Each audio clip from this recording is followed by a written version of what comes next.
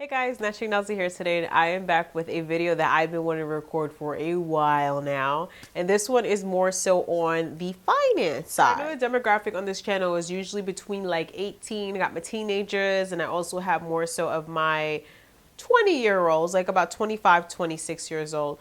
We need to start managing our credit, and we need to start building our credit, and we need to actually see exactly what is on our credit at this point. So I do want to introduce you guys to an app that is called Credit Sesame. It's an app that you can download on your personal phone, as well as you can access it on your computer, and it basically helps you manage your finances. It helps you actually get some tips and tricks on what to do as far as when it comes to getting credit cards, paying them off, seeing exactly what's on your account. Is that it's 100% free. And for those of you who have actually been in the game for a little bit of adulting, you know that when you do go to certain places, when you are looking for either renting an apartment, if you're looking to buy a home, they charge you to check your credit. Okay, it's usually about $50. But with Credit Sesame, you guys can get it for free, number one. It's actually updated monthly, so you'll always get an update on what's going on. It also gives you an analysis of your entire credit history. So I definitely do tend to check it about, I would say maybe twice a week, maybe a month, just to see exactly what's new.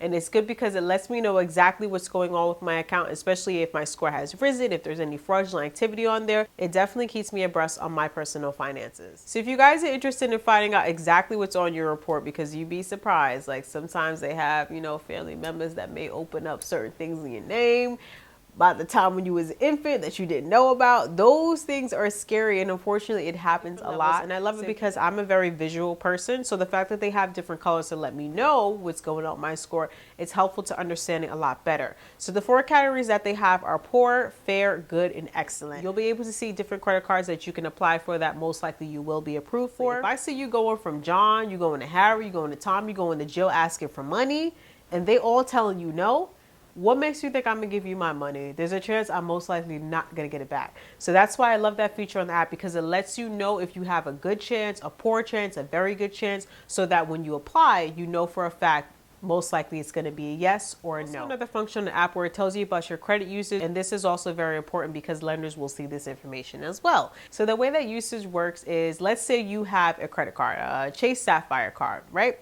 The limit on the card could be about $5,000, although sometimes these banks like to raise it, even though anybody asks them to do that. If lenders see that you're using a very high percentage of that usage, it will show them that you are relying heavily on the credit that is actually given to you. This information is helpful because it'll let them know that, hey, you know what? If I give her a limit like $5,000, I know she's not going to run up that bill. And then when it comes around for her to pay me, she's going to say no.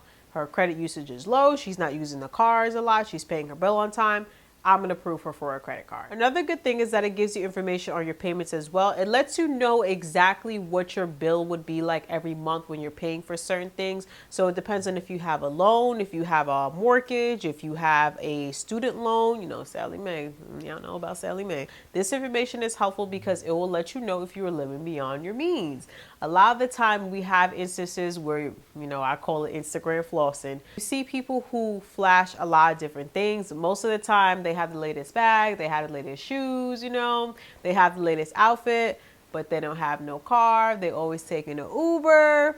They can't take a vacation because they can't afford anything like that. Most of the times they living in their mama's house because they can't afford to be approved for an apartment. You have those cases where that happens. And most of the time it's because people are living beyond their means. So I love the fact that they give you a breakdown of what your payments are going to be like, because it lets you know, like, hey, if I bring home, let's say about maybe $500 for the month.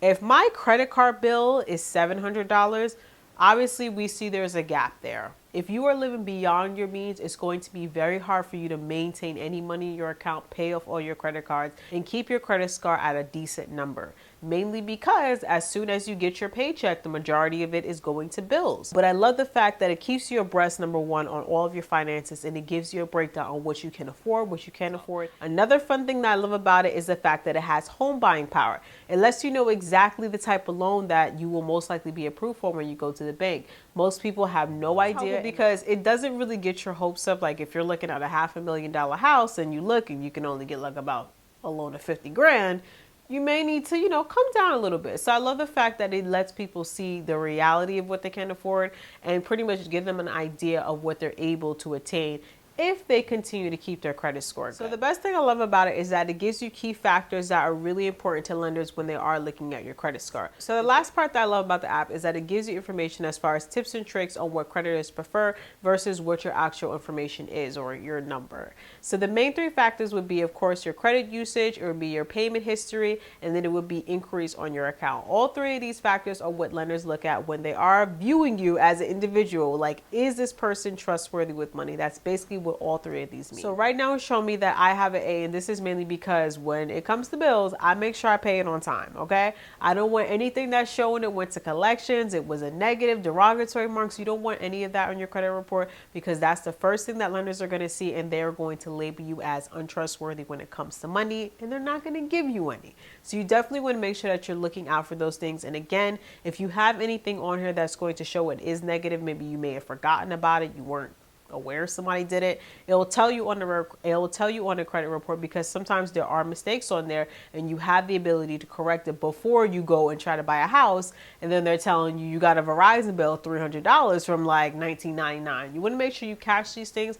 and that's why I love Credit Sesame, because it alerts you on these type of issues. So guys, that's pretty much the end of the video, but I definitely did want to record it because I cannot address the fact of how important it is to make sure you understand your credit and you try to establish credit as soon as possible. If you guys really enjoyed this video, I'll definitely try to do another one. You can let me know you enjoy it by giving it a thumbs up. And in the comments down below, you guys can let me know if you have any information about Credit Sesame or any different things regarding finances that you would like me to do in another video. I really hope you guys enjoyed this video. Again, I encourage you all to go to creditsesame.com, download the app on your phone, go on the website. Thank you guys so much for watching, and of course, I will see you all in the next video. Bye, guys.